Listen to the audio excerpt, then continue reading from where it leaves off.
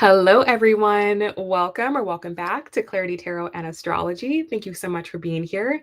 I hope you guys are all doing very well and are excited to learn about your seventh house.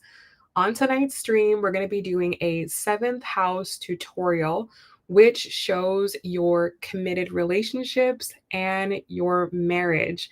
So, if you are someone that is interested in relationships, you're someone that is looking for marriage, you're wondering when marriage is going to come or when a serious relationship is going to come, then you have to understand what I'm going to talk about tonight. So, if you are watching this in the live version, hello, welcome. You can hang out and learn about your seventh house tonight. And if after the tutorial you want me to look at your chart and tell you what's going on and what you need to know, then I'm happy to do that. If you are watching this in the recorded version and you want to get this information as well, then you can always book a private reading with me or catch me on my next live stream. So just make sure that you're subscribed with your notifications so you know when I am live. And if you are a member of my channel and you haven't yet gotten your free monthly readings and you need to get that done tonight, then we absolutely can do that tonight as well. But let's go ahead and let's dive into the tutorial. I highly recommend that as you watch this, you have your chart available to you and you can take some notes on your chart. That way you can really understand what I'm talking about and not just let the information roll over your head. Okay. So, first things first, what is the seventh house in astrology? The seventh house is the house of other people in our life. So the opposite of the seventh house is the first house. And the first house is you. It's your body, the way you're showing up in the world, the way other people are perceiving you, the way that their first impression of you, that is the first house. So the opposite of that is other people and the way that you are perceiving other people, the way that you are relating to other people, the way that you are interacting with other people. And so when you want to know, when am I going to get in a committed relationship? When am I going to get married? Then you have to look at your seventh house. Hello, Camille. You have to look at your seventh house because that opposite house to you is your mirror. And ultimately, what a committed relationship is, or what a marriage is someone that is constantly mirroring things to you. Every relationship, people are mirroring to us, but especially the person that you're committed to, the person that you're building a life with, the person that you're being intimate with, sharing finances with, that person has a really big impact on your life, and they are a very, very big mirror to you. And other people are always going to reflect you back to you. So if you are having difficulties with relationships, then that's mirroring that there's something inside of you that you need to see and you need to experience through that individual. But vice versa, if you have really easy relationships, if you have good relationships, if you have no hard time, having good connection with people, then that's a reflection of you. So you can always look at the other people in your life and how they're interacting with you, how they're responding to you, how they're behaving towards you, and that can show you better how you are appearing. So when you want to be in a relationship, you have to be okay with this person mirroring things to you all the time. Okay. So that's the whole reason why a relationship happens, why a commitment happens, why a marriage happens is because you and that person have something to work out together. You have some type of karma, there's some type of purpose. You don't just get in a committed relationship or get married for no reason, right? When you have relationships that are just for fun, that are just for excitement, just for joy, pleasure, that's the fifth house. That's a completely different house That's the house where you have situationships, you have friends with benefits, you have flings, you have affairs. And these are people that are fun, right? Because the fifth house makes a positive aspect to the first house. It trines the first house. So, love relationships, fun relationships, you know, pleasure relationships are beneficial, but your marriage partner, your commitment partner, your spouse opposes you. They are opposite of you. So you have to find the middle ground between you and this person. It's all about compromise, it's about balance, and it's not always easy. It can be challenging. Okay.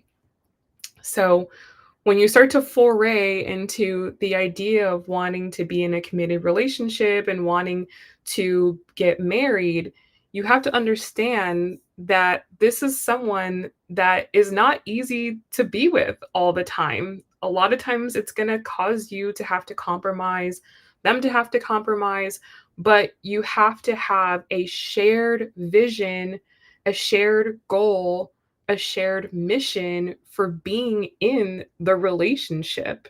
That's what will keep you going, even when the love fades off. So it's very important that as you are diving into this topic, that you understand what is it that you want. Why do you want to be with someone else? What is that you're trying to do in your life or accomplish in your life that you can't do on your own? Why do you need to partner with someone to achieve this?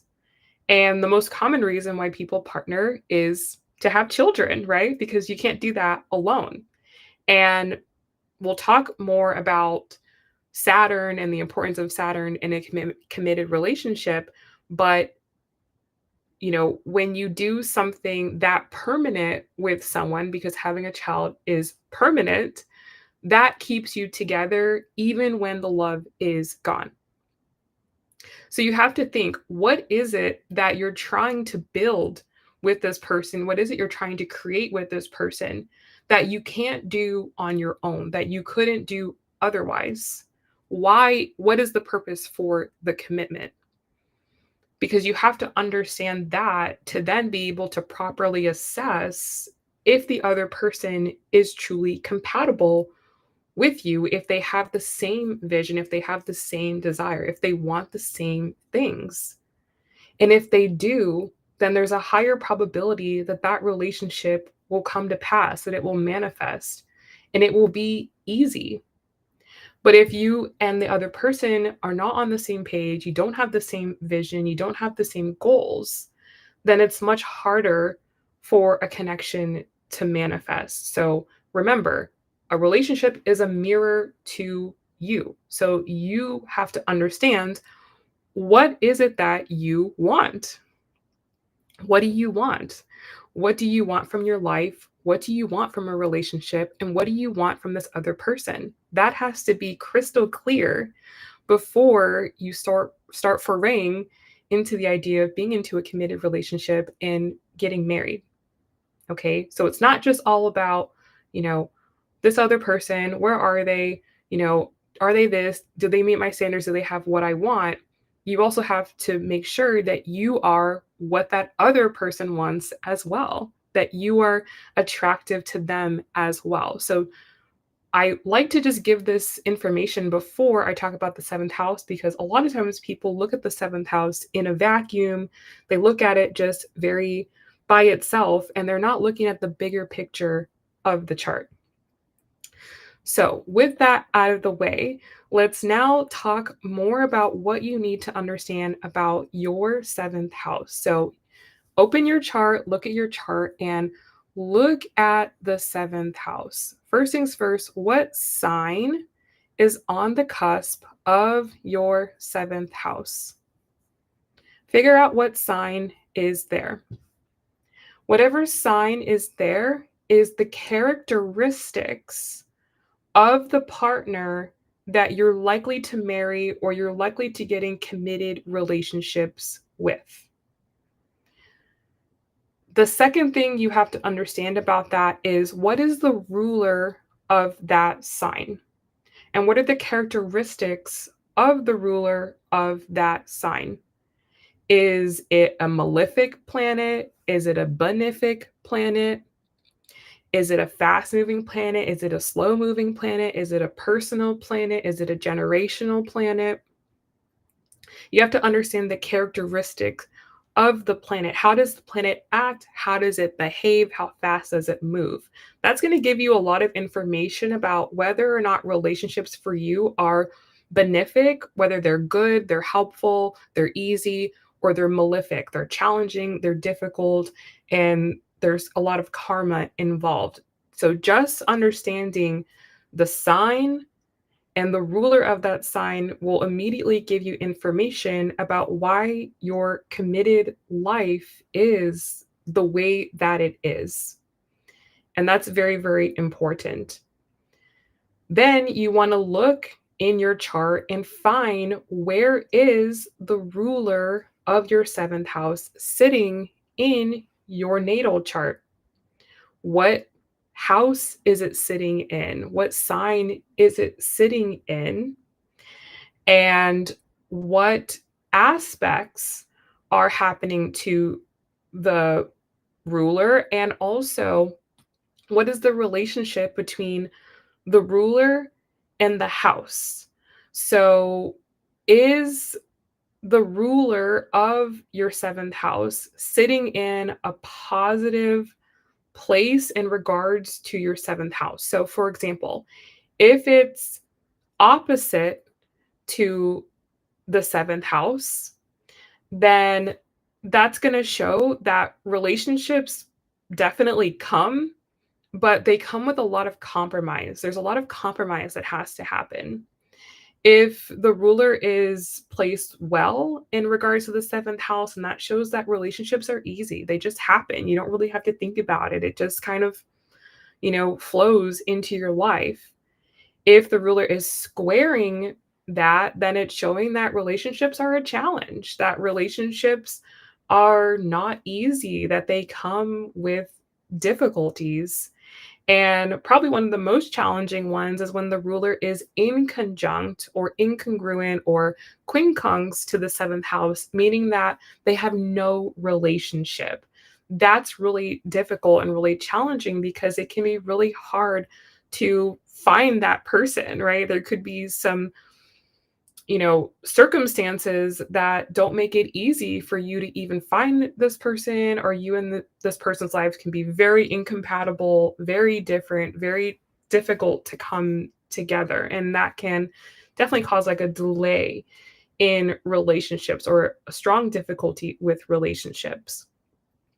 So I personally feel that understanding where the ruler is the seventh, where the ruler is in the relationship and the quality of that ruler is more important than what's actually inside of your seventh house. Of course, planets inside of your seventh house are definitely going to affect relationships and give you another layer of information, but you really need to understand the ruler of the seventh house, because it's the movements of that ruler that are going to tell you when something is going to happen. So this is very important. So what I want everyone to know when they walk away from this video is having a really good understanding of who the ruler is of your seventh house, because that's what you need to be looking for and paying attention to in the astrology. And for different people, it's going to depend. If you have a fast moving seventh house ruler like the moon or Mercury or Venus or even the sun, then you're going to have to keep up with that a little bit more than someone that their seventh house is ruled by Saturn or their seventh house is ruled by Jupiter. Okay. So understand the nature of your seventh house. Are relationships easy? Are relationships hard? Do you have lots of opportunities? Do you not have a lot of opportunities? And just understanding this information about yourself can just alleviate a lot of stress that people have about relationships and the anxiety that people have about relationships. When you understand what the nature of your relationship life is, then you can just relax knowing that this is just how things are. And instead of wanting things to be differently, you can accept the way things are and work with the energy and not against the energy. Okay. All right. So, what also do we need to be looking at in the seventh house? We need to be looking at transits to your seventh house. So, when planets are going through the seventh house, when the seventh house is activated or there's transits to the ruler of your seventh house, then these are the biggest indicators that something is going on in that house. Now, a quick transit like the moon through your seventh house is not going to bring a marriage in, right? You need something more significant. You need something a little bit more long lasting. You need something that is going to bring stability. Okay. And so the top transit that you want to see for bringing a long term committed relationship and that's bringing a marriage that lasts the test of time is Saturn. You need Saturn in a relationship to make a relationship last a long time, to make someone commit, to make someone stay and be there no matter what, which is what most people want. They want a long lasting, long-term relationship. They want their forever person. So you have to know, when is Saturn going to transit my seventh house? Now, Saturn is a very slow moving planet. It takes 29 years to go all the way around the zodiac. So it's not every day that you're having Saturn through your seventh house. But when you do have that, that is what I have found is the strongest indicator that a long term committed relationship is forming in your life. And you need some type of glue to bring two people together for a long time. So you have to commit to something. Both people have to be commitment minded to building something. Saturn wants you to do something for the long term. It wants you to do something for a long time. So, like I said, most couples, they come together and they make children, which are very permanent, right? Or they come together and they they combine their assets and use their assets to grow more assets, to build more businesses, uh, to start a business. That's also a reason why people will stay together. Or they have some shared mission, shared visions, shared goal for society or humanity. There has to be something that the two people both see and both want to do. That's really, really, really important. So Saturn through your seventh house is going to be significant. Now, you also can't just look at the birth chart. There are many, many, many other charts in astrology. Okay. You also have to look at your solar return chart and what's going on there.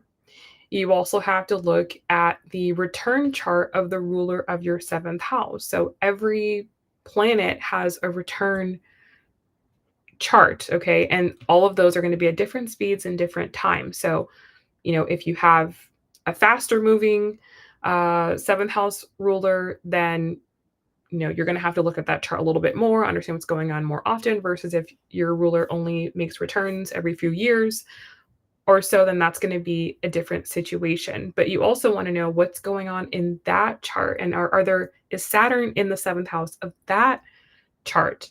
That's also important.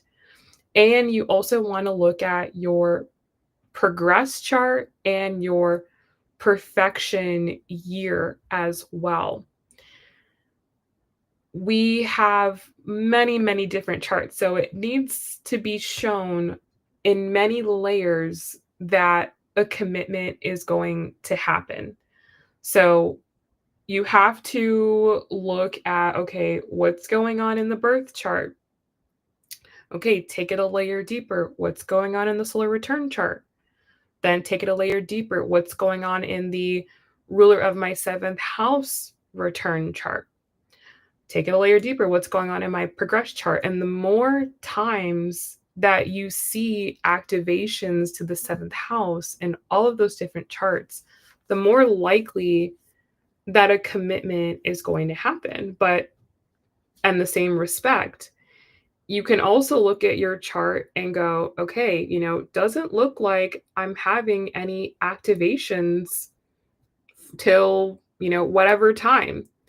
And if someone does pop up in your life, then you kind of know, okay, this might not be the one, but it could be someone good for now. It could be a good experience for now. And you might need to have an experience with that person to prepare you for the real relationship. So don't fret if you look and you're like, wow, I don't have this until 5 years from now, 10 years from now, because you have no idea what's going to happen in between those times. You have no idea who you're going to meet, what lessons you're going to learn, what you're going to experience. You have to just go with the flow and take things as they come. Okay. So this is, a very high level overview of what you have to understand about your seventh house. Maybe in the future, I'll do signs of the seventh house or rulers in different houses if you guys are interested. But this is the main thing. And the reason why I think it's really important for people to know this is because if your chart is not taking you towards committed relationship, then it's better to focus on whatever your chart is leading you towards. That way, when it is time for the committed relationship, you're ready. You have taken care of the other areas of life that the universe has intended for you to take care of. And that way, the committed relationship can go off without a bang. As opposed to you meet the person and you're not ready, you have fears, you have insecurities, you're still doubting things, your money's not right, your career is not right, your family's not good, then that's not going to be a conducive energy for having the committed relationship. Because another thing that happens is people will be having the transits and relationships are not happening. And it's because likely there are other areas of life that they didn't take care of before that time. They were not ready. Because here's another thing to understand about Saturn is a planet of karma. And karma, all that means is getting the results of past actions. So you always want to be making sure that you're building good karma in your life, that you're always working towards doing the right thing, being the best version of yourself, paying it forward, being a good role model, setting good examples for others. And that way, when your time does come, then you can really enjoy it, knowing that you've worked hard for it and you can actually take advantage of that time in your life without worrying about this and that and the other thing. So just know that everyone is on a different timeline and everyone's meant to hit different milestones in their life at different times. It's not always following the traditional status quo. Okay. Now, if you want to take this even deeper, then you look at the same exact things in the person that you're interested in. So look at their seventh house, look at the ruler of their seventh house, look at what's happening, look at the aspects of that ruler, look at the transits, look at all that. And then you can immediately tell, are me and this person on the same page? Are we moving at the same speed? Does it seem like our paths are going to collide? Does it seem likely that we're going in the same direction. And that also is a telltale sign as to whether or not someone is right for you.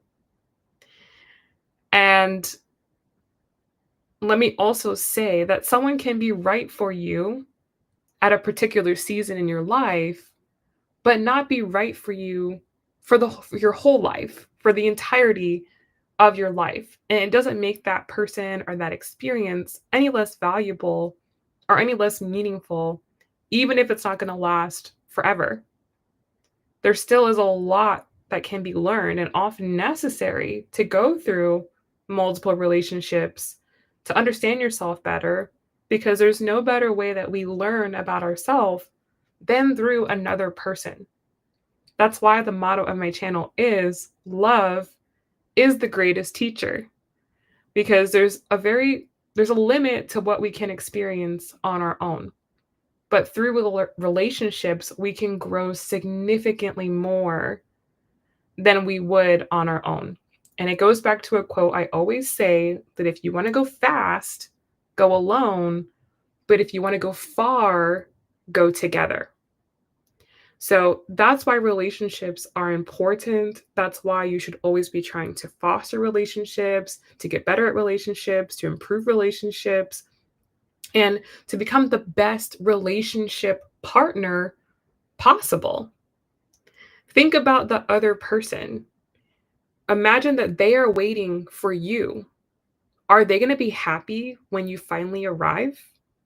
Think about that. Are you going to be their dream person? So it's not just one sided.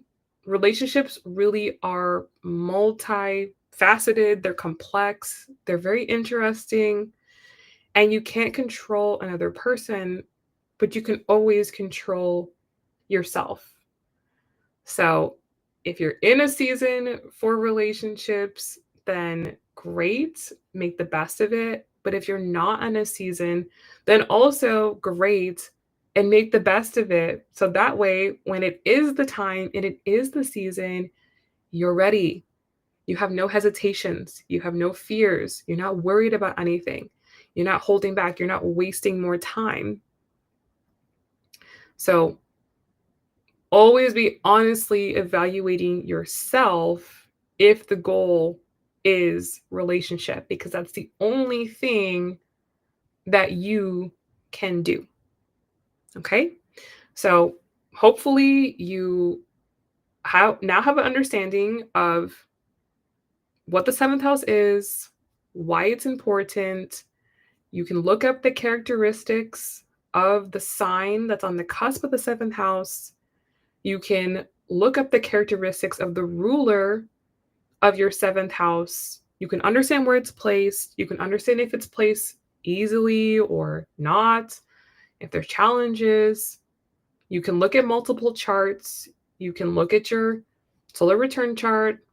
You can look multiple years ahead in your solar return chart and find out, when is the sun in the seventh house? When am I actually really in a time where this is on the table? That way you can plan accordingly, and you will know when it actually is time, and you'll be ready at that particular moment in time. Okay, so that's the beauty of astrology. It can help you to see the truth, to kind of see through your emotions and your feelings, which can get you off track, which can make you not think clearly and logically and see your situation realistically. Astrology can help you to really understand and see where you really are, what really is important, what you really have to be focused on. That way, you can really thrive in the times that you are looking for. Okay?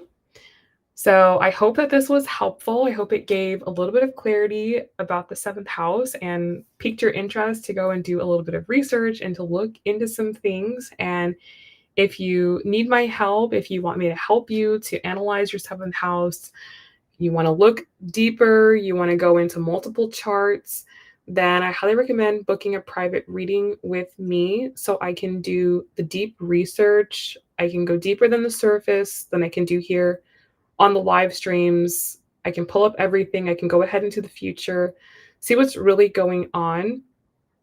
That way, you are not wasting your time and your energy or getting stressed when something doesn't work out. Okay. All right, so that's what I have for you. If you just want to look at your chart right now and just want to see what's going on, right now in the present moment, then I would highly recommend just doing a basic transit reading, which is just $25. If you want to look at love, then we can do a basic love reading, which is $50. And like I said, if you want to go deeper and you really want to understand your love life on a deep level, then that's when you want to book a private reading. So I can go deeper, look at multiple charts, and look ahead into the future and give you a better idea of when something lasting is more likely to come. Okay? So if you have any questions, just let me know. I'll be here.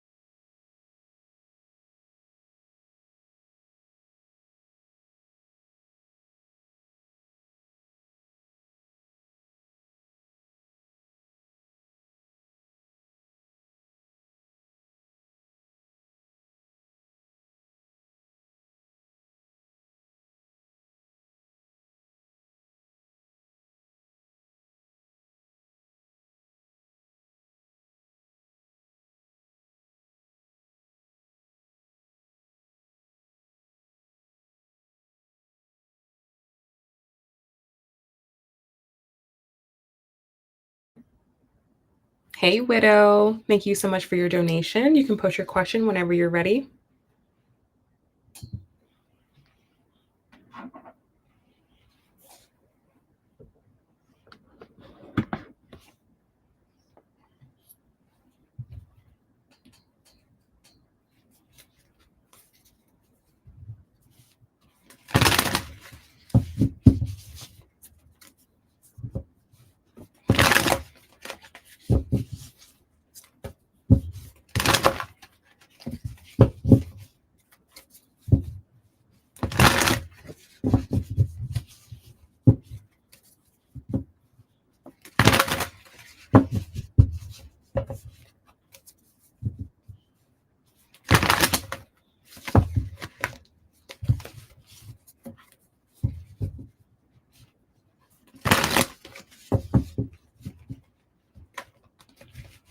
You say, my ex came up to me today with his new car and tried to pretend he didn't remember why we broke up. He tried to tell me he was back in school and all this BS, and I just ignored him and sent him on his way. It's been months and he's blocked to this day.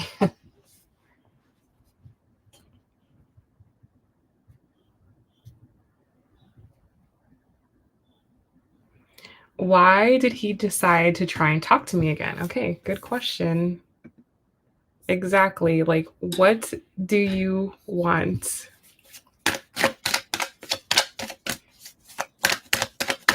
What was Widow's ex's intention?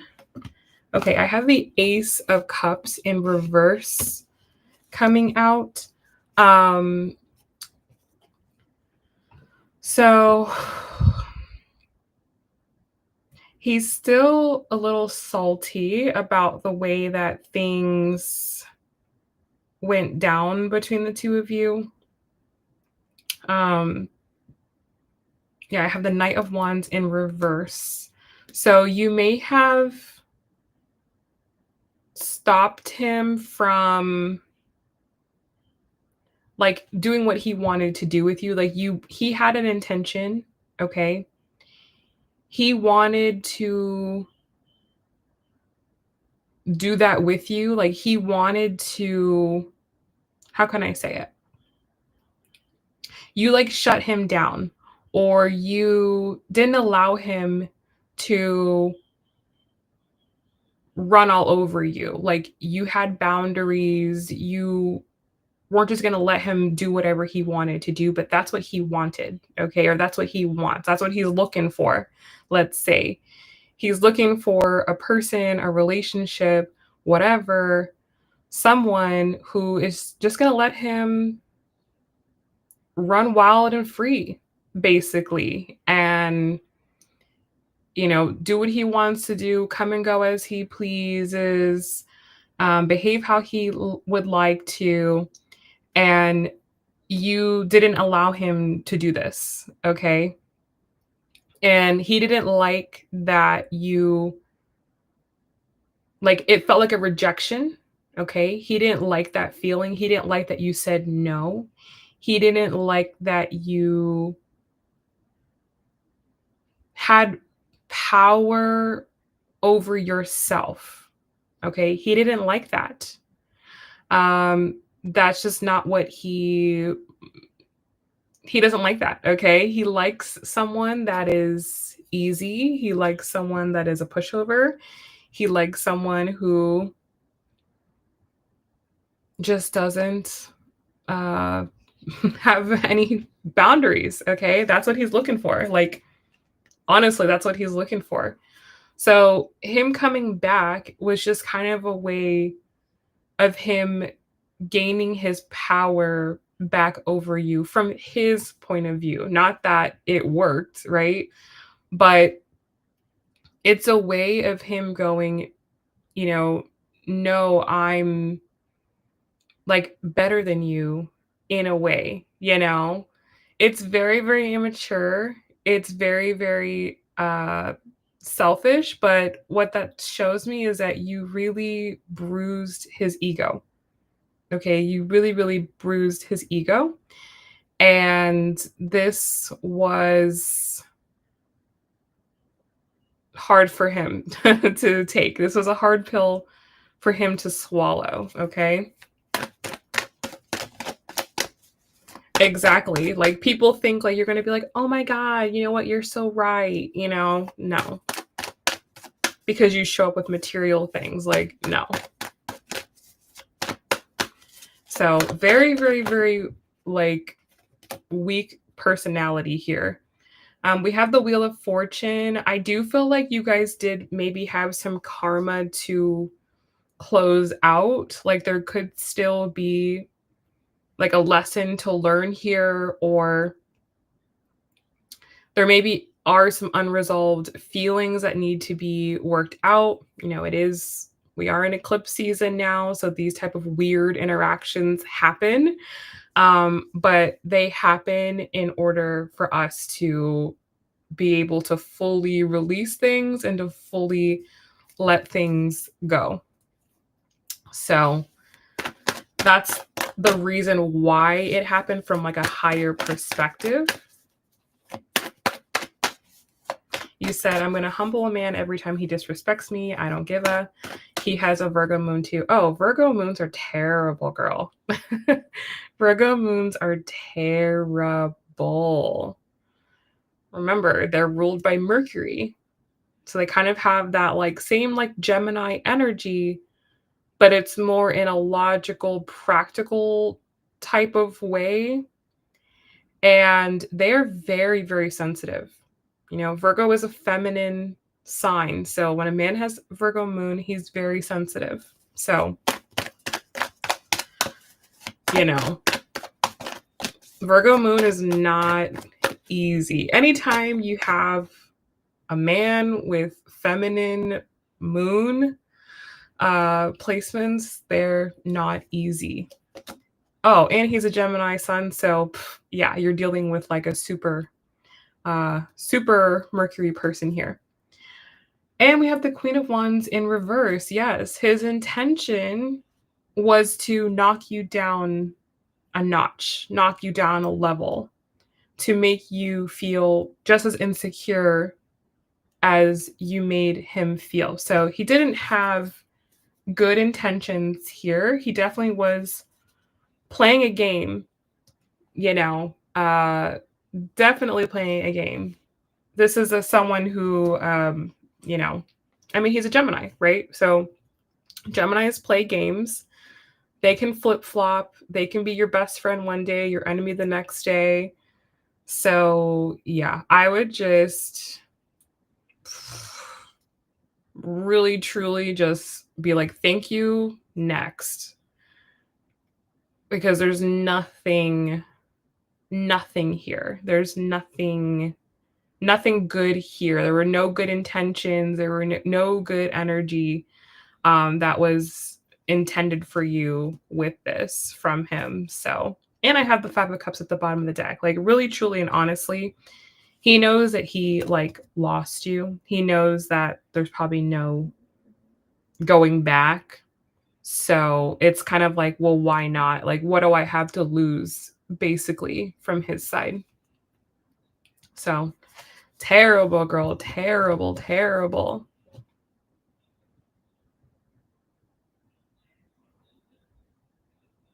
And thank you for becoming a member.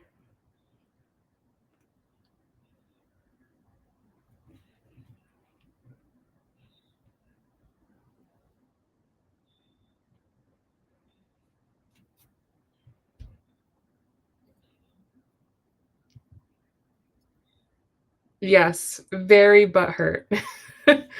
So salty, terribly salty, trying to get a reaction and a rise out of you.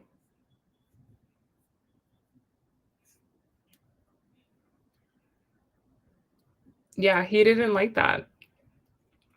He didn't like that. He thought that you were going to be someone that he could dismiss, that he could, toss you aside. It wasn't supposed to be the other way around. He was like, no, I was supposed to be the one to toss you. So just nothing good here.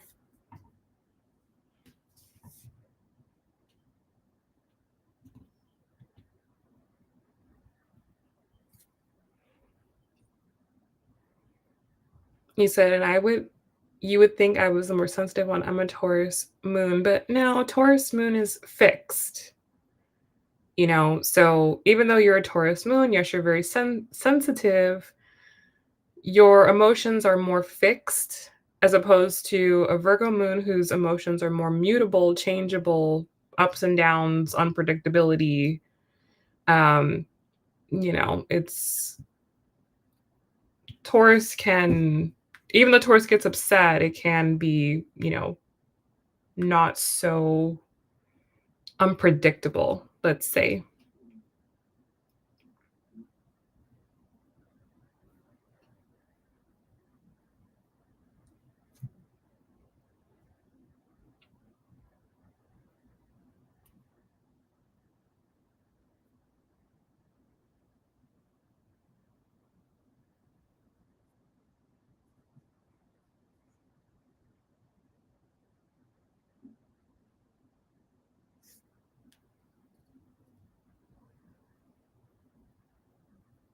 Mhm.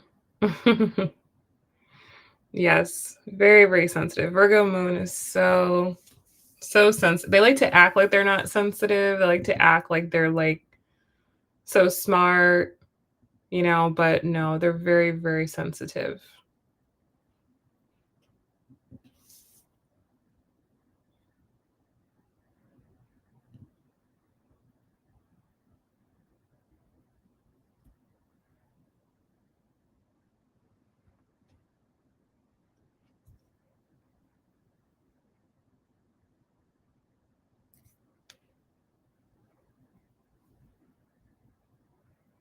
Exactly, he was looking for attention, he was looking for that. That was what he was seeking for. Like, this is someone that only gets their only good things is the material things they have, So when people don't recognize them, they feel really, really terrible about it. Like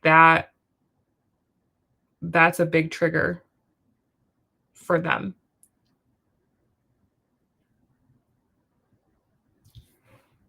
I didn't even know that people still got Teslas after, they were burning these cars. I thought people stopped getting Teslas.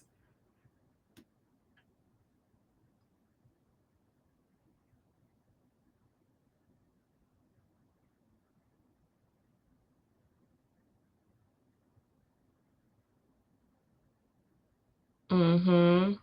Yeah, so that's what a girl is for him. It's emotional validation, it's attention, it's someone to stroke their ego, it's someone for them to be better than.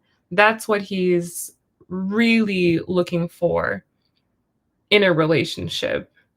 It has nothing to do with love and wanting to form like a, real bond with the person. It's about make me feel better about myself.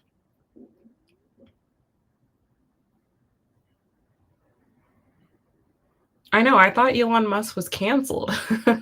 Like, I thought everyone was not buying Teslas anymore.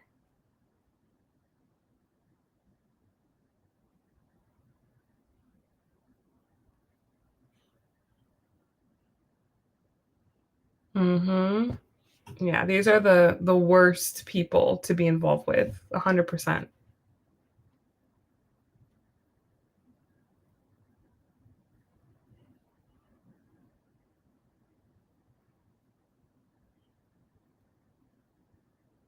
I know, I was like, "Didn't Elon get canceled?" Like, that was, like, months ago, that's, like, old news now, like, he didn't get the memo? Teslas are out.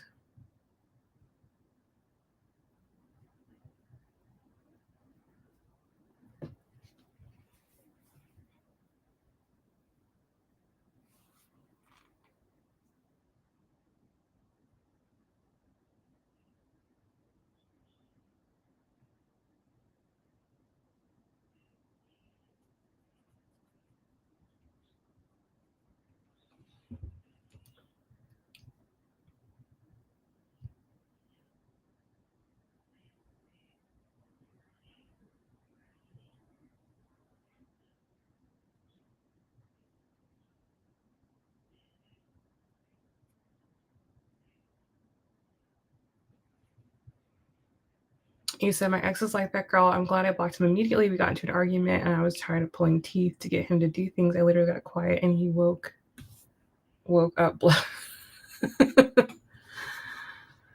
Yeah, he wasn't a fan. Wasn't a fan.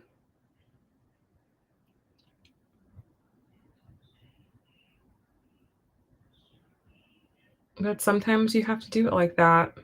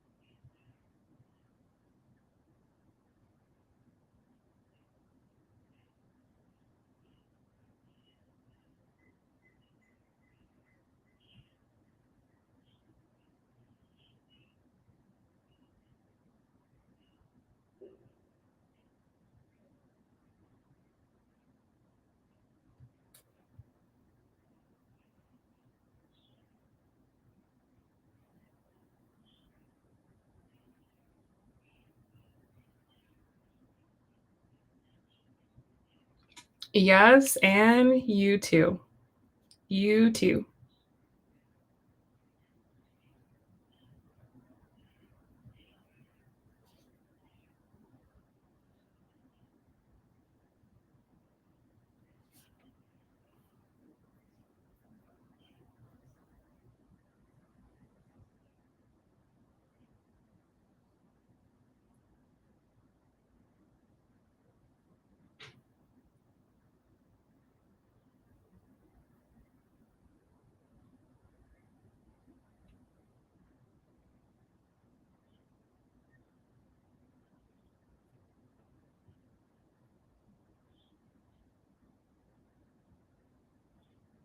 I know, that too.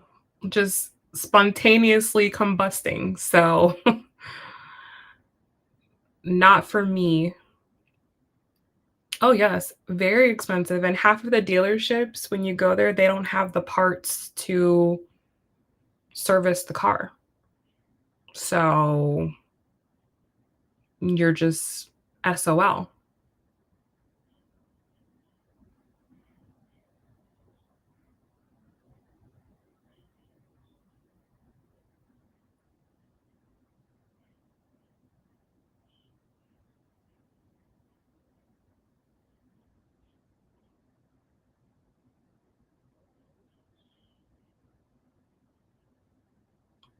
I know. That's why he's trying to now do SpaceX. He's trying to get these rockets in the air because the Tesla thing is not working out. So he's trying to do SpaceX now. So, yeah, not looking good. From Texas, Nevada. I think there's another plant somewhere. I know Texas and Nevada. Oh, yes, girl, just blowing stuff up and putting all this stuff out in the environment, just acting a fool.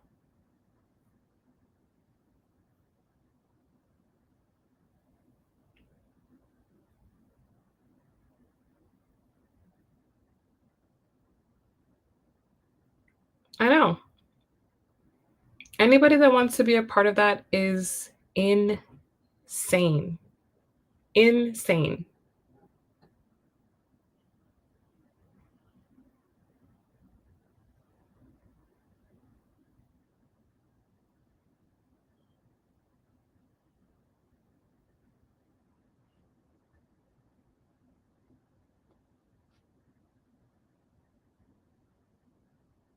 Mhm. I think that's what Trump realized, that this guy is crazy, and Trump is about the money. At the end of the day, Trump is about money, so I think that they're just Trump was like, "No, I'm not dealing with this crazy guy anymore. Like, when you come back when it's about the money, then we can talk, but other than that, like, no. He doesn't wanna be involved in all his crazy antics.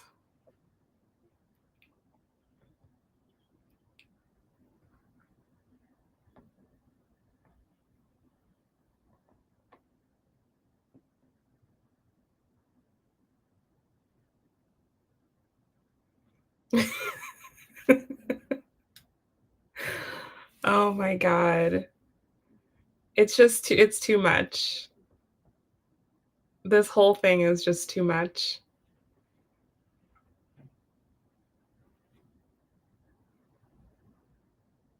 Mhm. Yeah.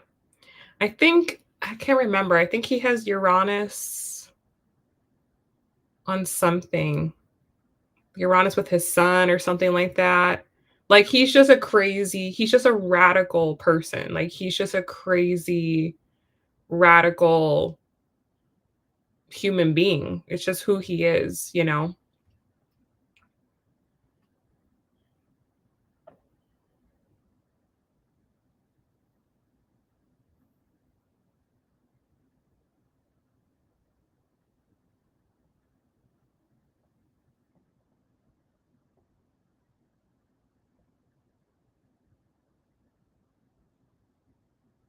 Mhm. Yep. So, girl, I don't know what's gonna happen with these crazies out here.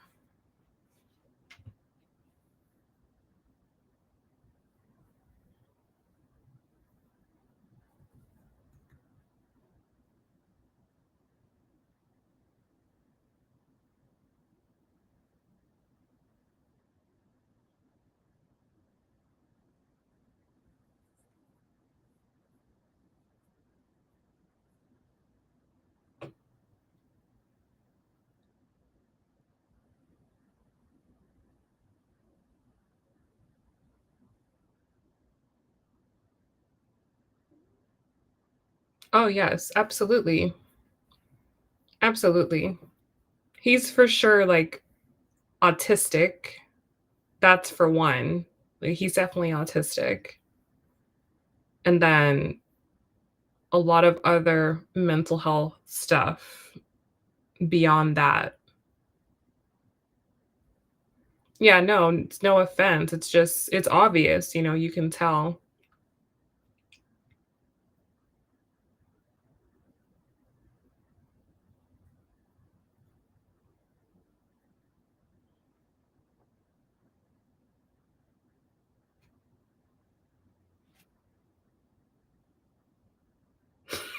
You said jail. Oh my god.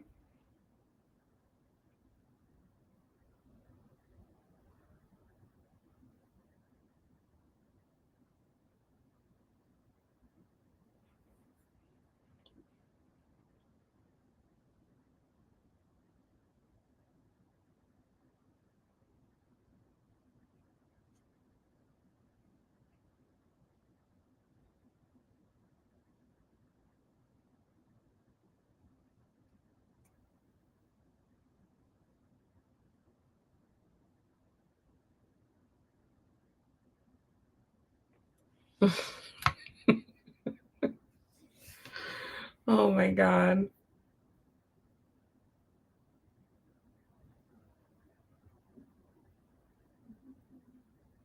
Who knows? Trump might deport him. He probably could find a way to do it. I would not be surprised.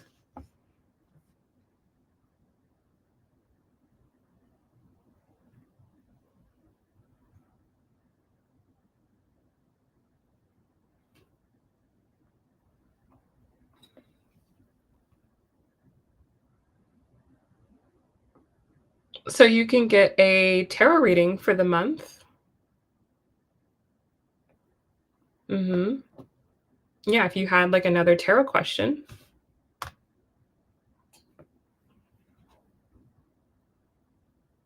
I know, he's playing with the wrong guy in there. Oh, I know, that would be diabolical. That would be diabolical. if he did that.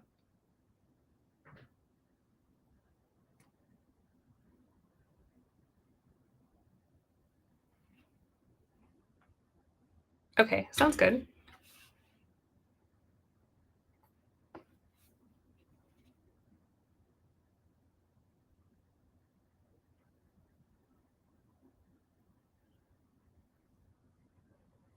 Oh, I know.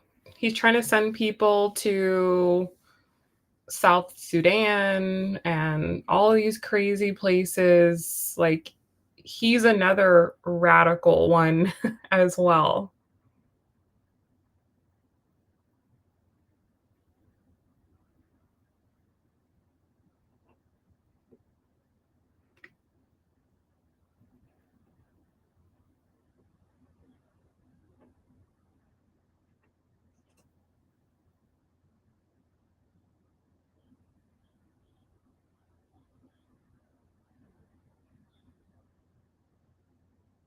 No, like, really though.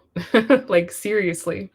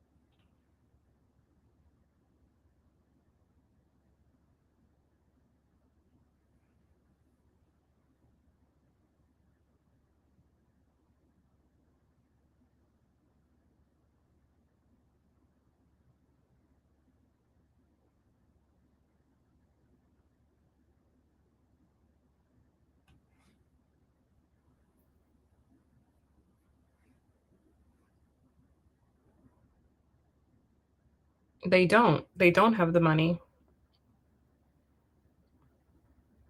They don't have a lot of money for a lot of things. That's why they're printing more.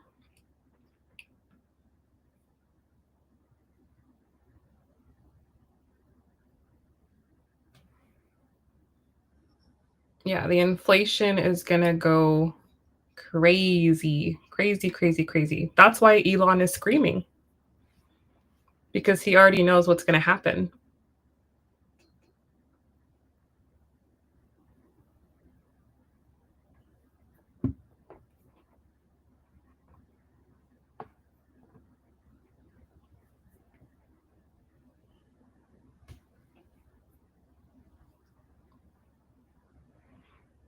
Oh my god, that's so good. Do you feel better?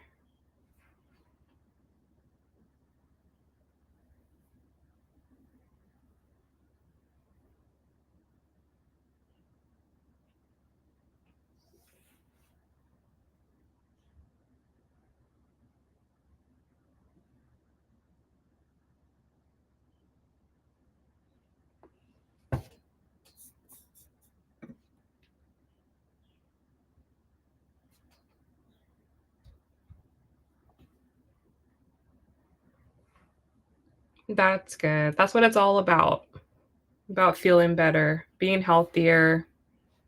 That's important nowadays. And sleep is very important too.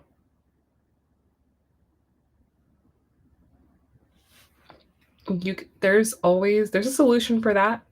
There's a solution for that. That's not a long-term problem.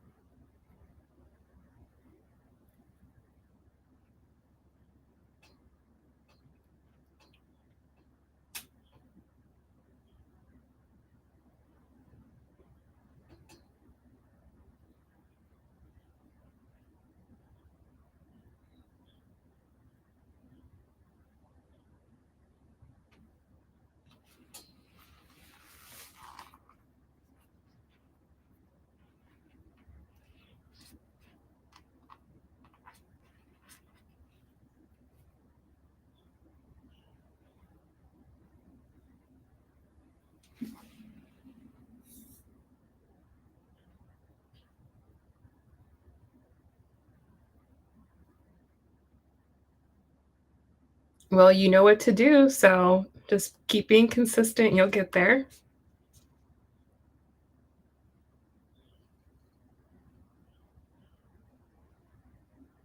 Mhm.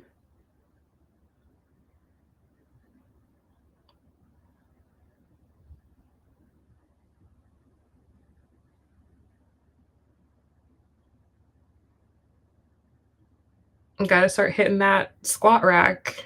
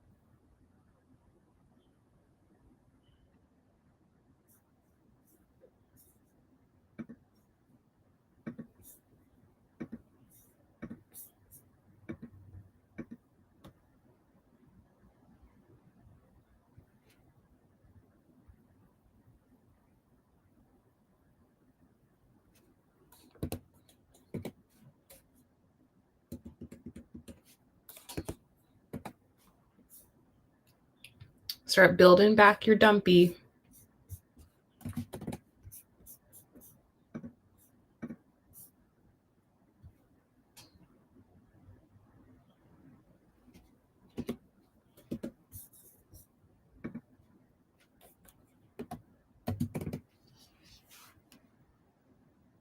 Mhm. That'll fill you out.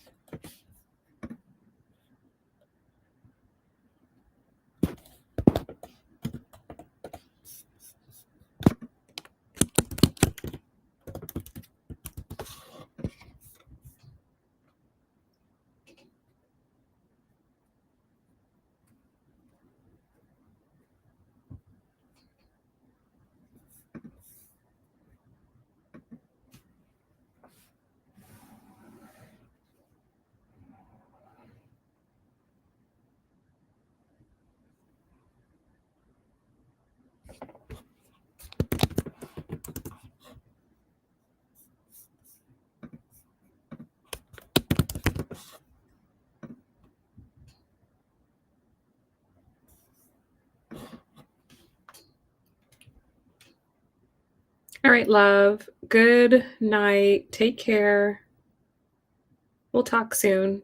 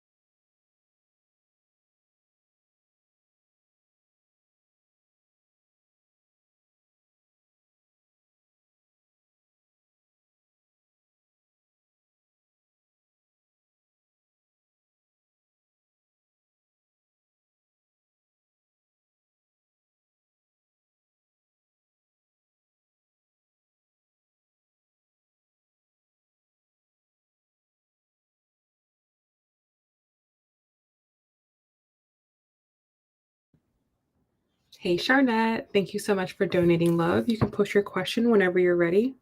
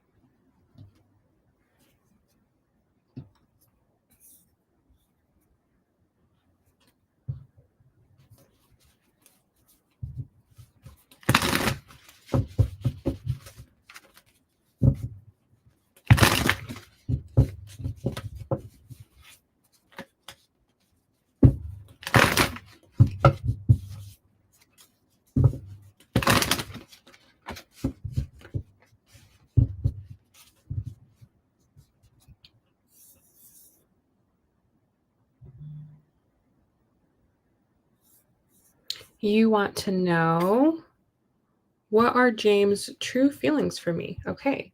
And Sarah, thank you so much. I got your donation as well. Let me add you to the list.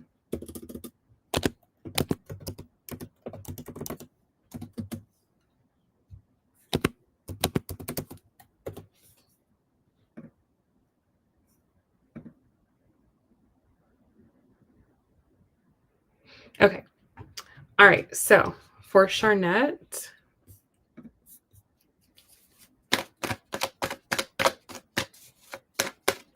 how does James truly feel about her?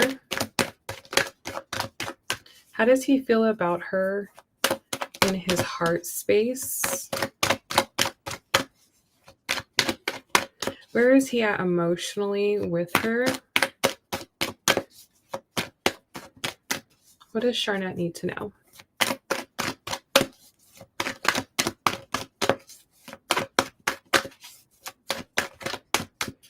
Okay, so his overall energy towards you, we have the Six of Pentacles. This is perfect. This is beautiful.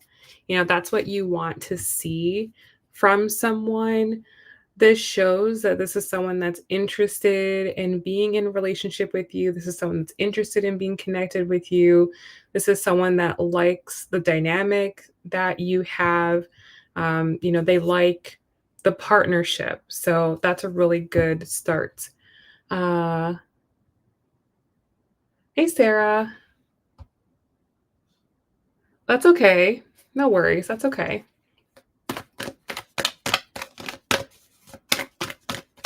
So, how he's thinking about you, we have the lovers. So, that's again very, very good, Charnette. The lovers card is showing that this is someone that feels like you're a soulmate to them. This is someone that feels like you guys have um, a connection that goes beyond the physical, a connection that goes beyond, the norm.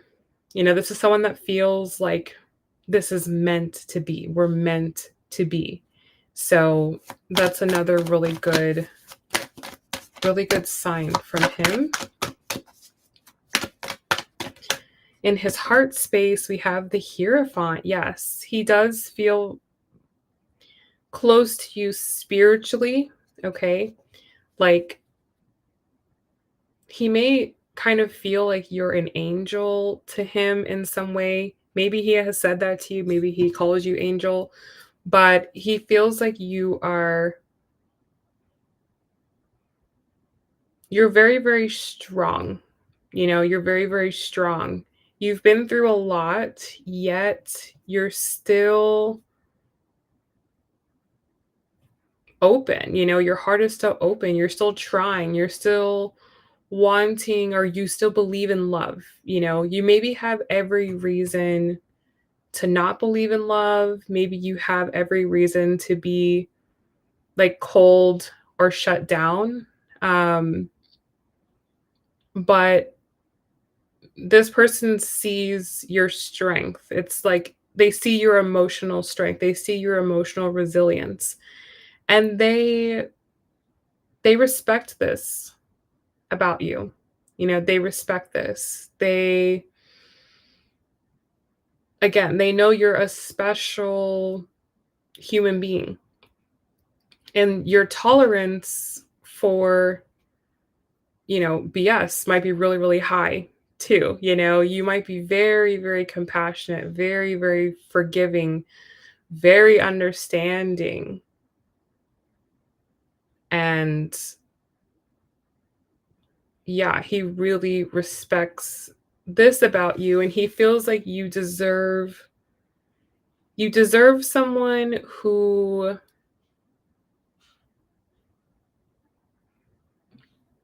can give you that same level back. But it's like it's hard. It's hard for someone to, be on that level. So, yeah, he really sees you as a special person. You're a very, very special person. So, the way that he feels about your connection, your relationship,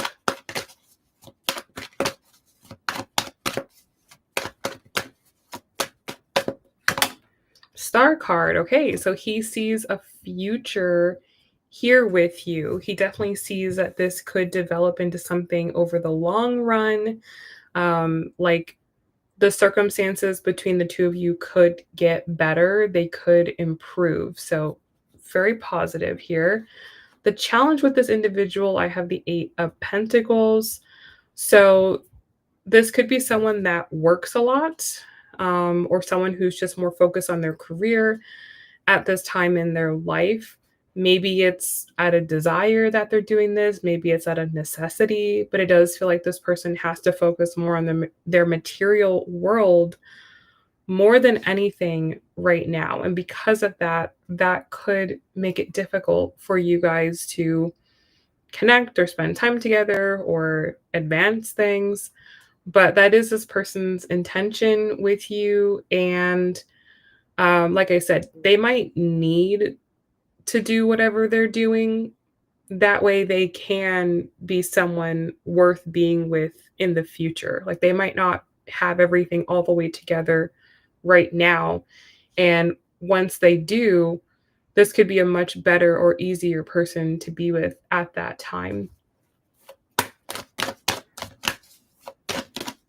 Clarifying the Six of Pentacles is the Three of Wands. Again, I have another card indicating that this person sees a future here. They definitely think things will get better with this connection over the long run.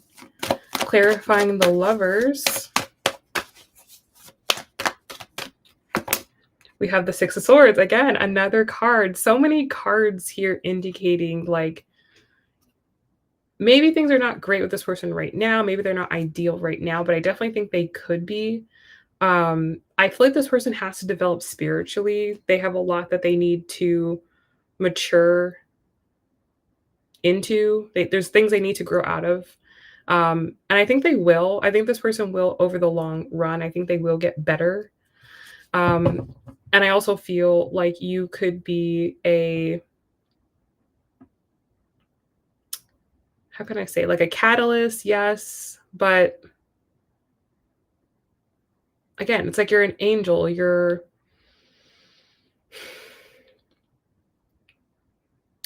make this person want to be a better person.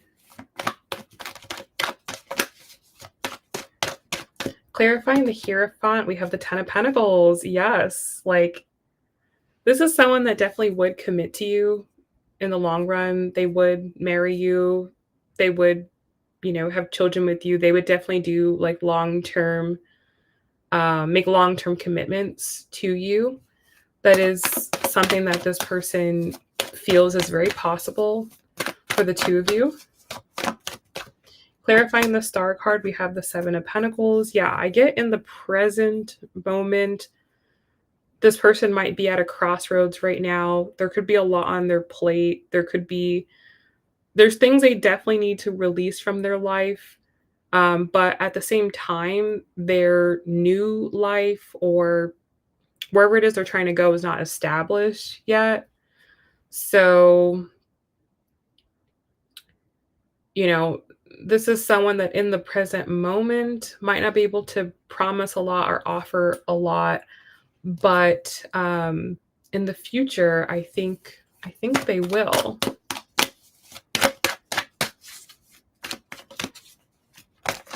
Okay, there's a lot more cards that want to come out for the final card. So let's just take the most important one here, Eight of Cups. So Eight of Pentacles being clarified by the Eight of Cups. Again, because of whatever this person is working on in their own life, it could be career, um, it could be like spiritual work that this person is doing. This person's doing some type of work, okay? Because of that, it does decrease their emotional availability. It does decrease their capacity, but don't mistake that with them not having feelings for you or not caring for you, not loving you. It's those two things are not they're not they don't mean anything, right? Like this is someone that might seem emotionally detached but have has all intentions, all good intentions. They just don't always express it. That's not this person's like thing, I feel. Um, but it doesn't mean they don't care. It doesn't mean they don't see a future. They just go about it differently. You know, they show their love in a different way. Um, but yeah, this is someone that really sees a lot of long-term potential between the two of you. This is someone that thinks you are a soulmate to them. They can really see themselves being with you in the long run. Just in the short term, they might be a bit busy or distracted, but that does not mean they don't have feelings for you. Okay. So I hope that this was helpful for you. Good luck.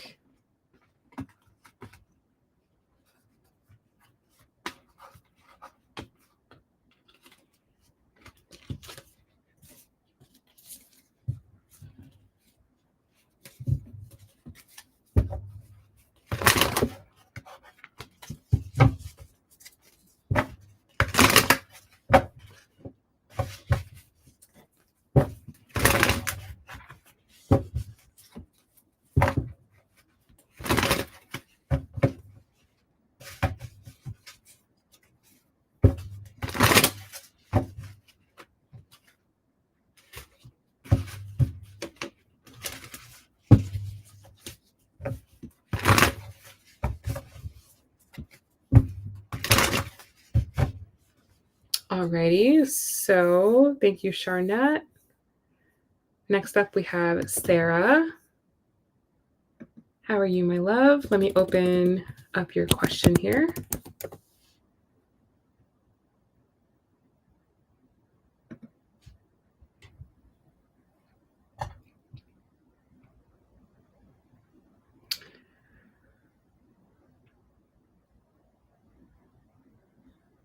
Okay, so you say, hi, Bree. Thank you so much for yesterday's reading. My pleasure, no problem. I replayed it a few times. Awesome. Want to get a love spread with he and I. Okay. You are welcome, Charnette.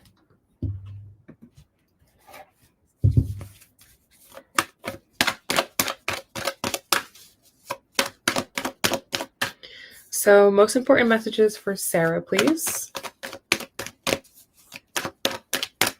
What does Sarah need to know about T? How is he currently thinking and feeling about her?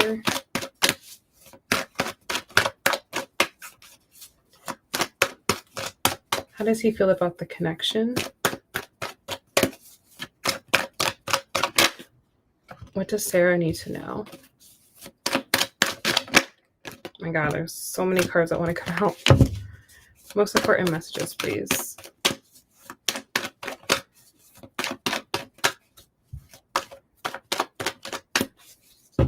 Okay, so we'll cut the deck here.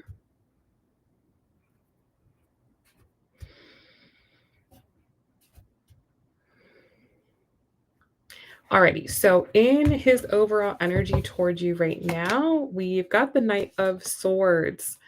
So he's definitely interested in you. He's interested in this, but it does feel like his attention is scattered.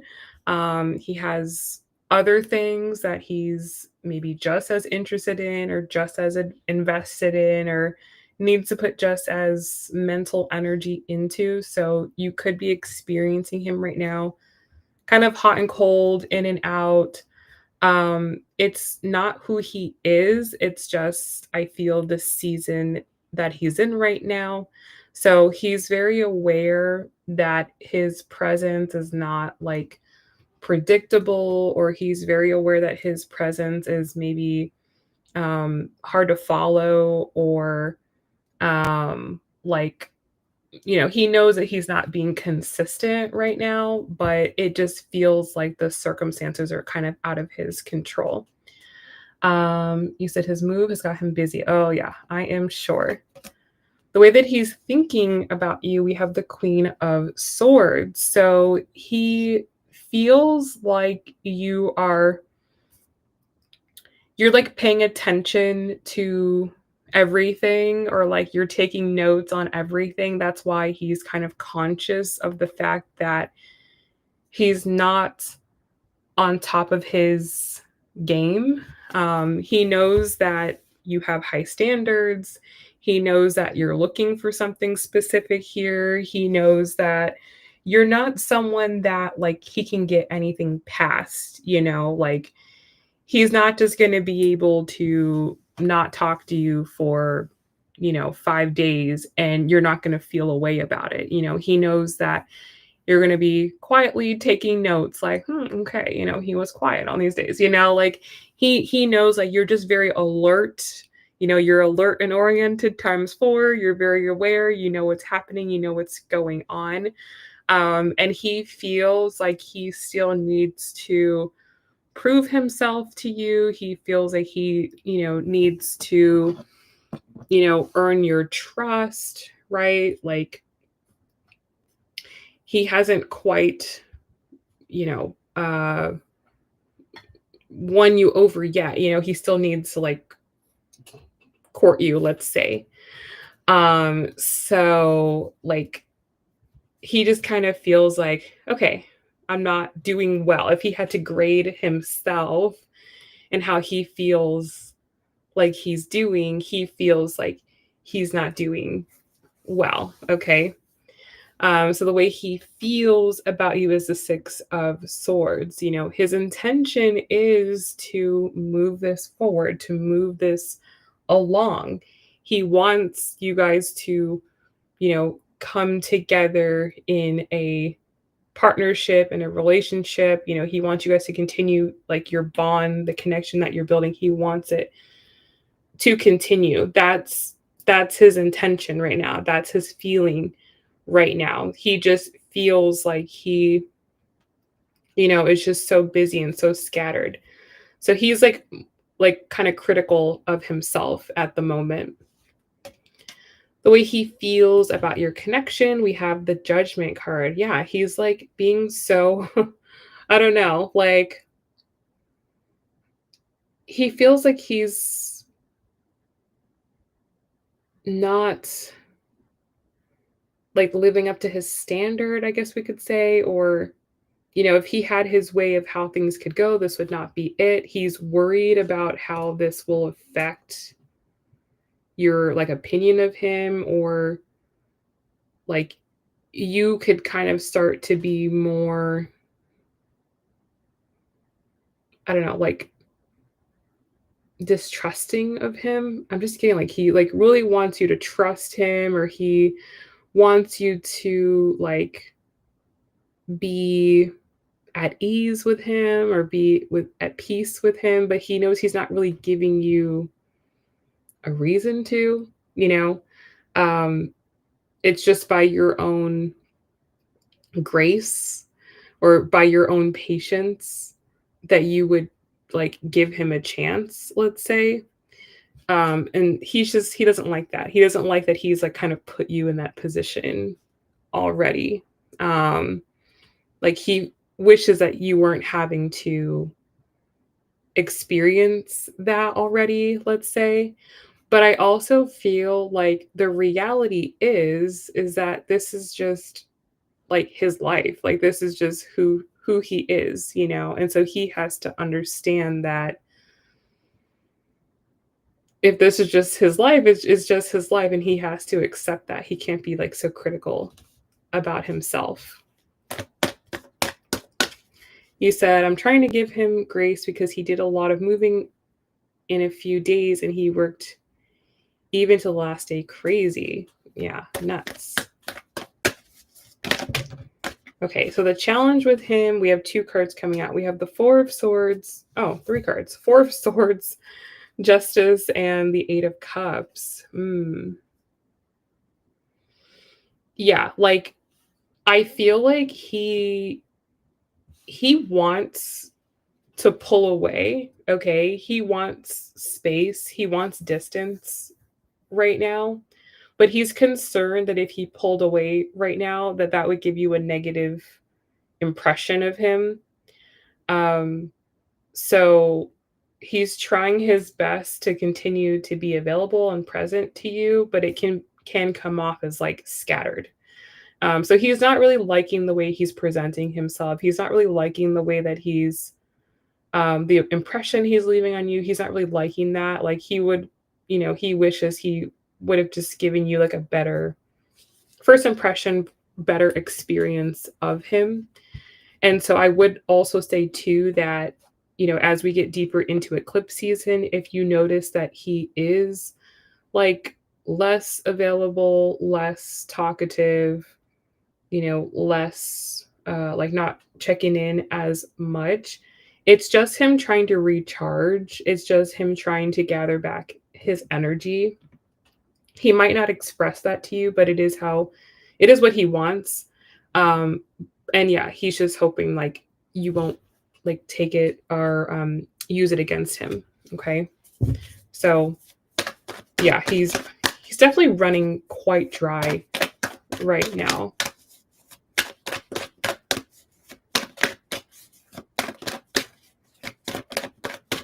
Clarifying the Knight of Swords, we have the Star card. So yeah, he feels like in, you know, in the future, when things get a little bit easier, when I'm on my feet more, when I'm like in a better routine or groove, like this could progress the way that he wants it to more. He's so like, I don't know, perfectionistic. I'm kind of feeling like he yeah, he's really like not yeah, I feel like he's just trying to give you the best impression of him and he feels like he's not really doing a great job, but he does feel like he'll make it up to you in the future. Clarifying the Queen of Swords and how he thinks about you, we have the Nine of Wands.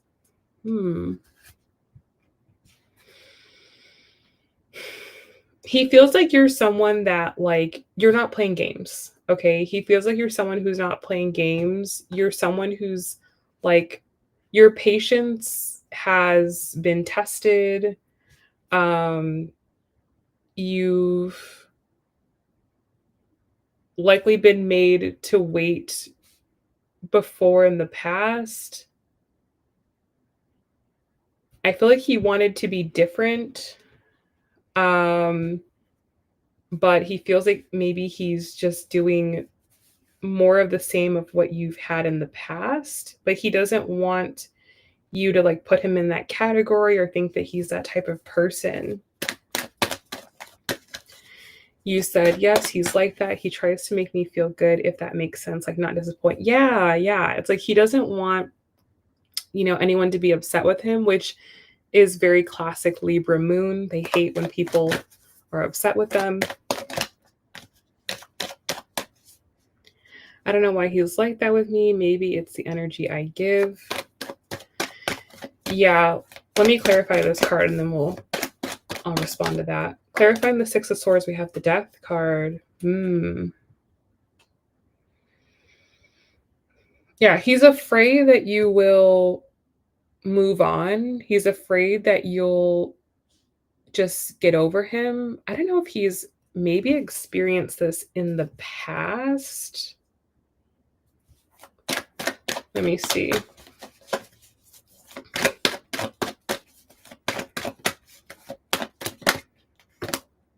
Three of Pentacles. No, I think it's just how he is. I think it's just a part of who he is. I'm definitely getting a sense of like a people-pleasing type of energy here.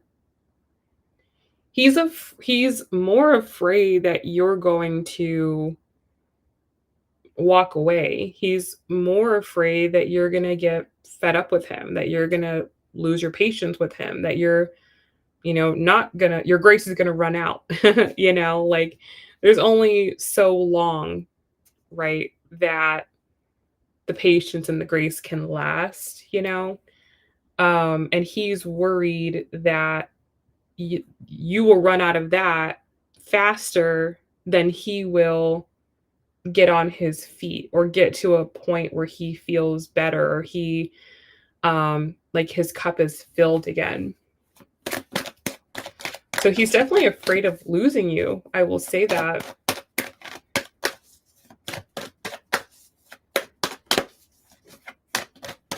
Clarifying the Judgment card, we have the Queen of Wands. Yep. He feels like you're going to do what's best for you. You're going to do what's best for you. And if he's not what's best, you're going to walk. That's his impression. He feels like you will do whatever it is that you feel you need to do for yourself. Clarifying the Justice, Four of Swords, and Eight of Cups. Wow. Five of Cups and the 10 of Cups. He's definitely a people pleaser, for sure. That has got him into trouble in the past. He has lost relationships in the past. He doesn't want that to happen again.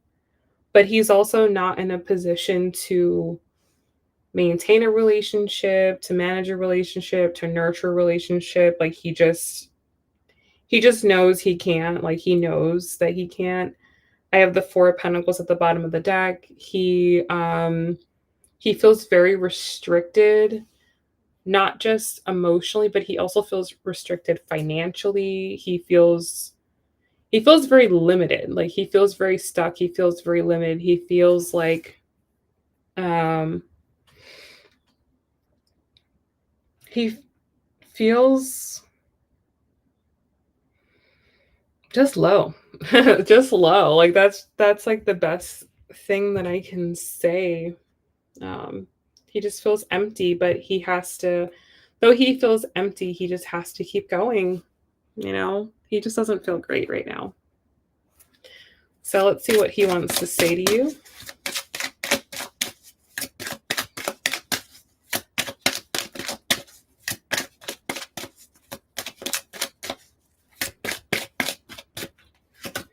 We have, I look for you everywhere. Bottom of the deck, I have, I want to be more than friends. So yeah, he definitely is someone that really likes to be connected to someone. He is always looking for someone. He likes to feel like someone's like there in his life.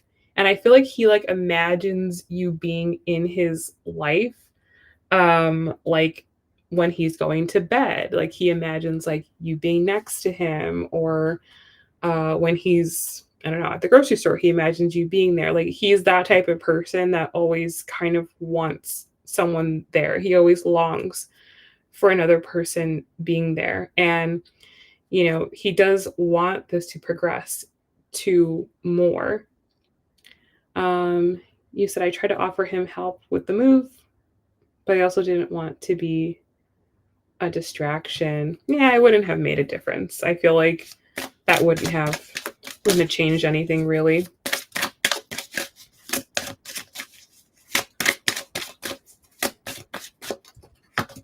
We have I love you.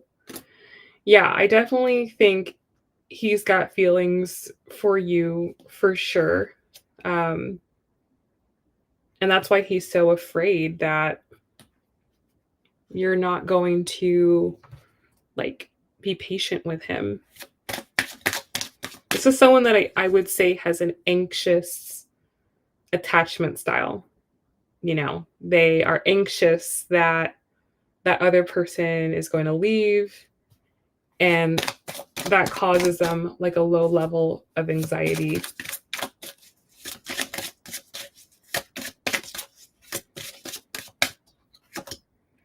We have I bury myself in work to forget you. Yeah, like I feel like everything kind of defaults back to work. Like I just have to work. I just have to work harder. Once I work this amount, then this will happen. My life will get better once I'm here. Like he always just kind of like diverts to work. Um, but what he isn't understanding is that he can have love without achieving. And that's probably something that comes from his childhood. Maybe to get love or affection, he needed to be a certain way. He needed to act a certain way. He needed to get, he needed to achieve something. So that's the way he is now in general. He feels like I can't be in a relationship until I've done XYZ. No one's going to love me until I've completed XYZ. When it's like, no, there can be love there at any time. You just have to open your heart to it. So he's definitely anxious. He's uh, someone that feels like he has to work for love. And the reality is, he's not going to get to where he wants to go for a very long time. So if he thinks he's just going to be without love that whole time, he's going to be waiting for a very long time. So he kind of has like unrealistic expectations, let's say. You said, I don't know if I should check in on him. No, no. You don't want to become his mom. You don't want to baby him. You don't want to start, playing that type of role. You want to just let him figure things out in his own way whilst maintaining your position in what you want. Like, stay the Queen of Swords. Like, it's a good thing for him to feel like you might leave. That actually makes men work harder. If they feel like you're going to be there and you're just going to baby them and they don't have to do anything, then they're less likely to make any changes or to try to think about things in any different type of way. You leaving or you not being, available to him will make him realize that he needs to get his act together and he needs to do something different, that he's going about this completely differently. But of course, he's a man, so he needs to come to that conclusion on his own. So, no, don't check on him. Don't check on him. Like, let him. Sometimes people have to suffer their way to the truth. You said, I want to tell him to slow down. Tell him many times to slow down, like get rest. It's not good, especially working with critical pages overnight, sleeping 4 hours. Yeah, that's, again, people who sign up for that life, this is the torture they sign up for. Like he signed up for that torture. He knew this was going to be a thing. And this is kind of like the hazing process of becoming a doctor. So he just has to go through that. Because that's reality, right? You have to call doctors at all times of the night. They have to come in if they need to. This is just the reality of the profession. You're welcome. So let's see what Spirit wants to say here.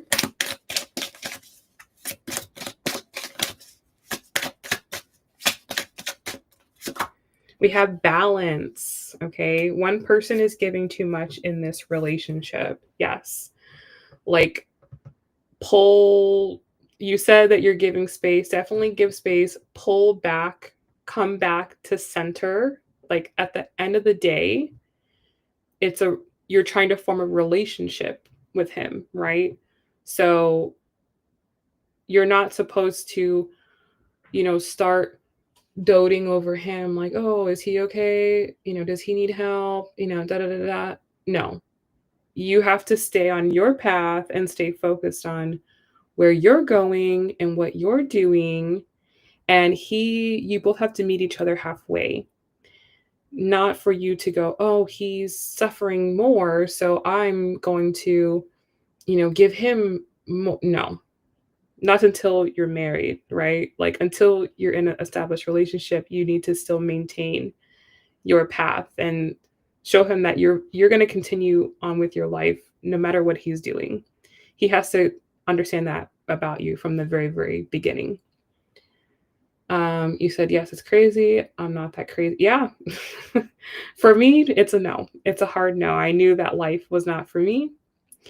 But for some people, yeah, they are crazy. And again, it goes back to he could have a lot of people who are very ambitious and very successful become that way because they're still looking for the love and attention of their parents. And their parents maybe were not really giving them that attention when they were younger for just being who they are. They had to earn love. You need to be better. You need to do this. You need to do that. And then when you do that, then I'll give you love. So a lot of people who go to medical school, they go to law school, they go to these hard programs, they go through to very hard lengths, are secretly, internally still looking for that love and validation. And they're willing to go through crazy things like that to get it. So, I'm kind of, picking up that this is the type of person he is.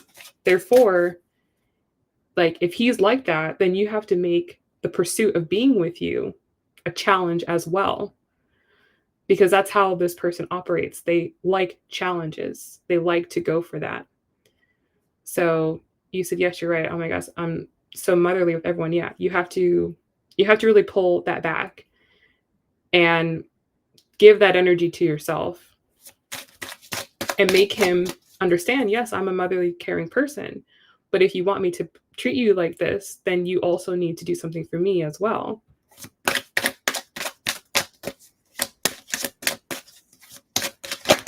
Okay, a lot of cards just came out. I have stability, I have marriage, and I have warning.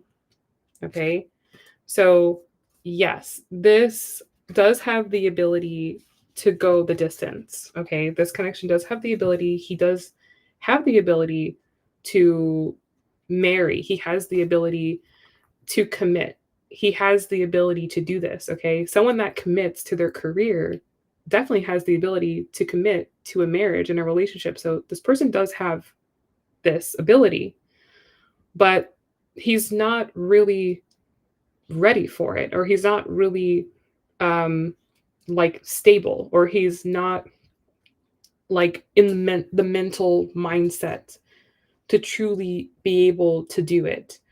So like, yes, there's potential here, but also like really pay attention to his behaviors and pay attention to how he gets, because this is a clue of what you can expect if you were in that relationship with him. The way he's acting right now is exactly what you would get if you were in a relationship with him. So, would you want someone that like can't, is still seeking for their mother's love, their father's love?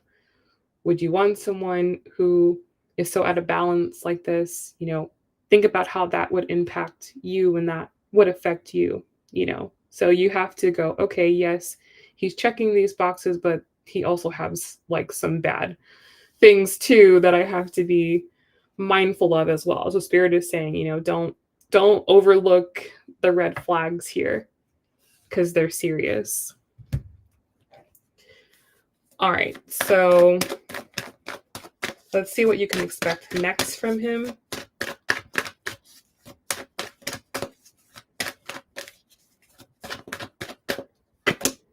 We have the strength card. So, he'll be taking care of himself. He will get back on track. He'll get himself together. And that's going to come from him increasing his confidence, okay, which he has to do on his own. He has to have more self-esteem, he has to have more self-worth. He has to understand that his self-worth is not tied to an outcome. It's not tied to an achievement. It's not tied to an accomplishment, that he is worthy just because. So, I think he will be understanding this. And that's what's critical for this to, progress. So the outcome here, we have the 5 of Wands. So I see that your paths are just going to be a bit uncompatible, or incompatible, I should say, um, for like the foreseeable future, right? Where you're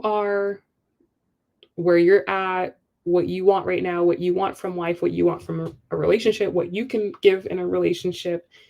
It's just incompatible with him and where he's at and what he can give and what he wants right now. So that can cause not like clashes, like arguments and disputes, but more of like, oh, okay, like you just understanding, like, oh, okay, I can see, like, I have this love and I have this, energy to give, and he might not be a receiver right now, kind of like that, or he maybe needs more than you're willing to give. So, in the short term, there could be just a little bit of incompatibility in terms of your current positions. But in the long run, over the long term, I definitely think that this can work out.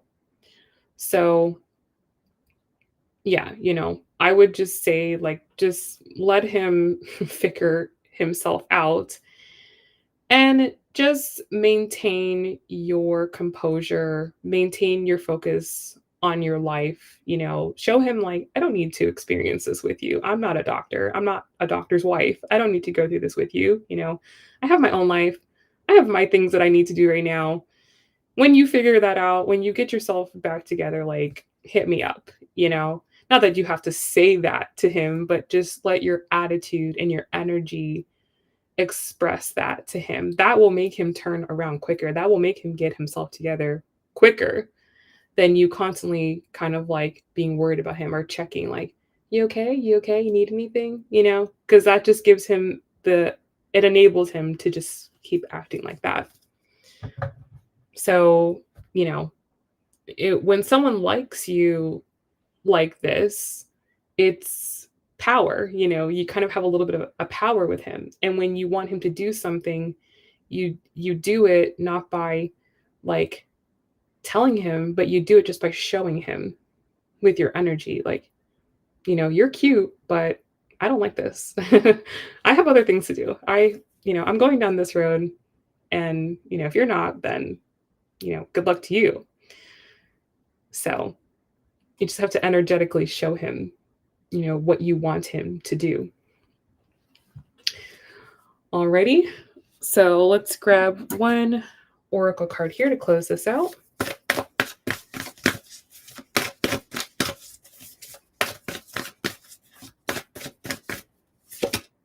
We have push through any insecurity. Yes, I definitely think that he is very insecure about himself.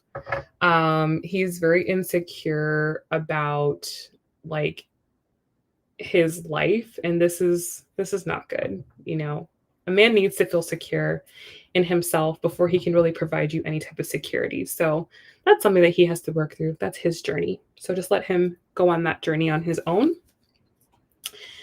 Any books or channels you recommend to help me with this, like with your situation with him, or like what exactly do you feel like you need help with?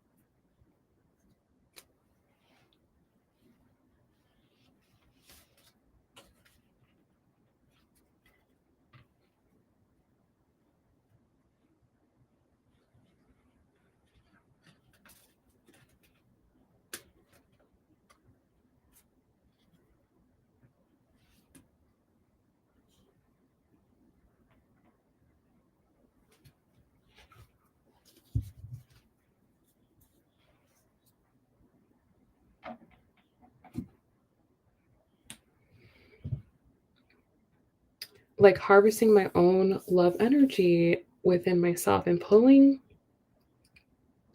attention away from others. I think the book is called The Self-Love Bible. Oh, a good book would be Why Men Love Bitches. That would be a good book. And then, let me see, is it called The Self-Love Bible?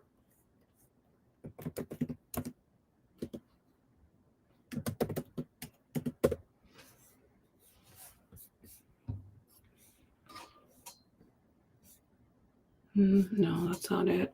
You said I'm usually a million things for others, including my family, and you say I want to learn. Okay, so I would first read, if that's the case, the Codependency Recovery Guide. Let me see, the recovery plan. Okay, yeah, it's called the Codependency Recovery Plan, a 5-step guide to accept and break free from codependent cycles. I would start there, and that is by Crystal Mazziola. Okay. And yeah, it literally says here, step 1, get in touch with yourself. Step 2, prioritize self-care. Step 3, build better boundaries. 4, maintain open communication. And 4, nurture intimacy. So yeah, I would start with that because that is the root of it. The root is codependency. The feeling like you need to take care of other people, very, very common for nurses to be that like this. Like every nurse should probably read this book. It's very normal. It comes from your childhood. So you have to break free from that because it's because you're like that, why you attract the men that you attract and why the type of men that you attract are attracted to you, because they're also codependent or they're narcissistic and they know that they can get what they want from you. So the core root of that comes from your family. So that book will kind of help you to, get in touch with that. And then when you want to move more into, okay, well, now I want to be attractive to the other sex, then I would read Why Men Love Bitches. And that will also kind of take the codependency thing to the next level of like, okay, if I'm not going to be codependent, then how am I going to act? And that book will take you there. So I would recommend that. And I don't know if I've ever told you this before, but there is an app called Hoopla, and it uses like whatever library system you're a part of. Most library systems are a part of this network, but you can get these books for free on the app. So you don't have to go and buy them. Granted, they're not very expensive, but it's always good to save money, I feel. So yeah, those would be 2 really, really good books.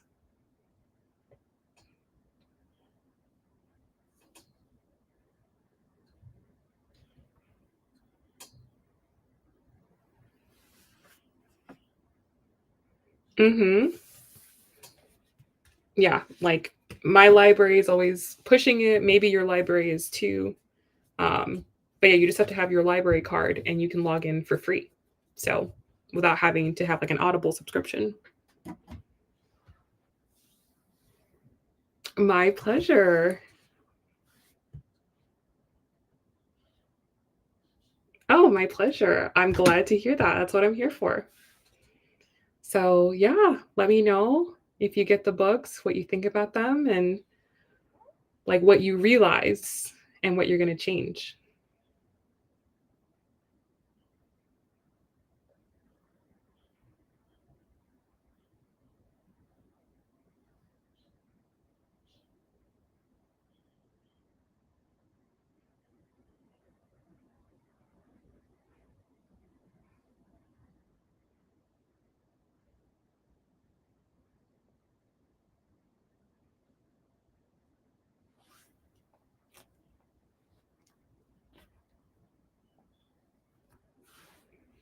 Alrighty, love. Well, good luck, and we'll talk soon.